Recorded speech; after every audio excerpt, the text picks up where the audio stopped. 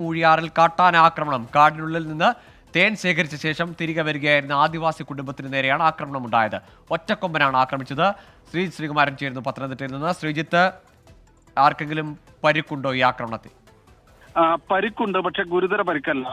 സജിത്തിന്റെ മാതാവ് അനിത, സുകുമാരൻ, സജിത്തിന്റെ പിതാവ് സുകുമാരൻ എന്നിവർക്കാണ് ചെറിയ തോതിൽ പരിക്കേറ്റിരിക്കുന്നത്. കാര്യമായ രീതിയിലുള്ള പരിക്കില്ല. വനത്തിൽ നിന്ന് മൂഴിയാർ എന്നാൽ ഗൂഗിളിനറിയാം, സ്വാഭാവികമായൊരു നിബിഡ വനമാണ്. ആ മേഖലയിൽ നിന്ന് തേൻ ശേഖരിച്ച് പുറത്തേക്ക് വരികയായിരുന്നു. ആ സമയത്താണ് കാട്ടാന ഈ മേഖലയിലൂടെ കടന്നു വന്നത്.